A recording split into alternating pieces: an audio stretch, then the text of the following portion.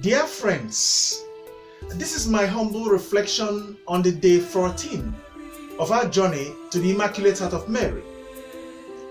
And it is still from my Imitation of Christ, Book 3, Chapter 13. And the topic is, quote, the obedience of one humbly subject to the example of Jesus Christ. Close quote. Very catchy topic. Two things touched me immediately I finished reading this very passage.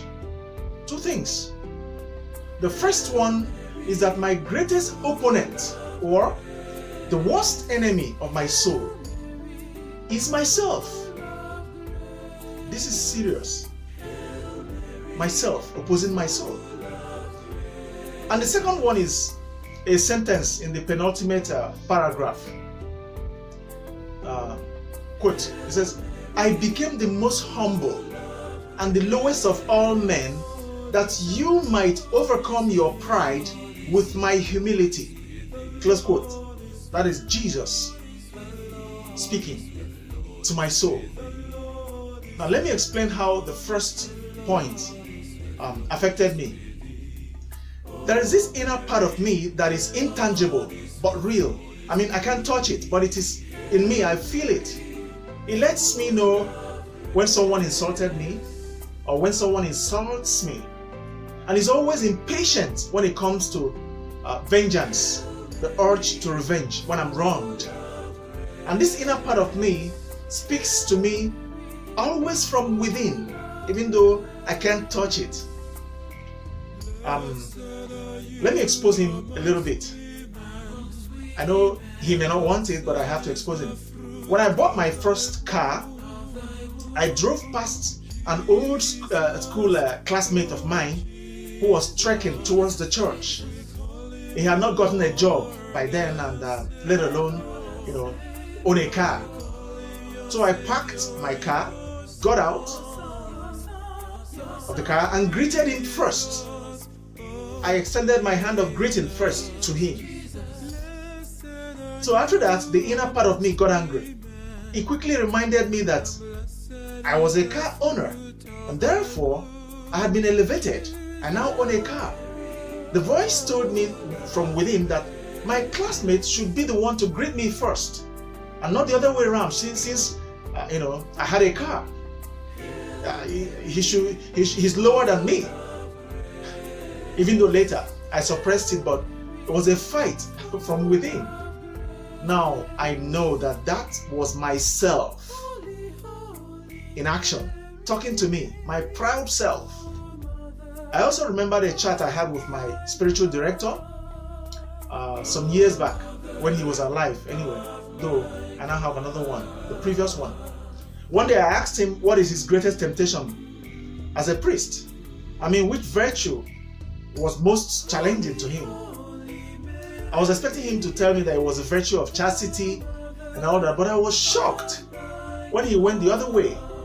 He said that the virtue of obedience was his greatest challenge, homework, not even chastity. So I probed further and asked him to explain. And he said, I should imagine building a new parish house from foundation to roof level. Then as I was just about to paint the parish house, my superior, or even the bishop, transfers me to a virgin parish inside a remote village to start afresh. He asked me what would I do, and I quickly replied that I will complain to my superior, or at least ask for one more year to enjoy the new parish house that I built from foundation to roof level. And he laughed. I said that is the point. He told me that for a typical priest, the bishop or the superior's order was final and still is final. Obedience is not an option, he told me. It is compulsory. And he told me that when obedience calls, untamed self gets hot. So I probed myself a lot this morning and found out that myself has a will that doesn't want to be tampered with. So obedience hurts myself also because it forces me to set aside my will and do the will of another person above me. It even pains myself more when the person issuing the orders to me is younger than me, age-wise. So through mortification and asking for the gift of the Holy Spirit, I hope to be able to subdue my flesh. And once I'm able to do this, myself will be better checked. This is my true belief, and it has worked for others. It will work for me. Yes, because I understand that if I'm able to subdue myself, it will become easier for me to set aside my will and do that of my superior. That is when obedience will surely become easier. Now, look at this sentence in the penultimate paragraph, the one that touched me so much. It goes, quote, "I became the most humble and the lowest of all men, that you might overcome your pride with my humility." This is Jesus. That you might overcome your pride with my humility. Here, I learned that whenever obedience becomes hectic and pride comes knocking, I should look at the humility of Jesus and pick up courage and strength to conquer my pride. I mean, since he was able to do it, to submit to the will of God, then it's possible, it's doable. And in mentioning Jesus, I realized that obedience is more rewarding when it is willingly practiced without complaint. And John chapter 18 verse 6 quickly came to my mind when I thought about this. When the soldiers came to arrest Jesus, this is funny but serious. He asked them, "What is it you want?" They replied, "Jesus of Nazareth." Jesus said, "I am he." And at that moment, they drew back and fell down to the ground. I expect they would be unconscious or something like that. The moment they fell down, my typical self would either take off or kill all of them there, because I was at advantage.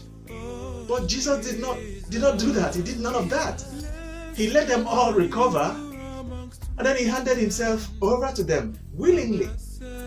Oh, by the grace of God, this complete submission to God's will, willing submission exhibited by Jesus, should make obedience easier for me whenever I think of it.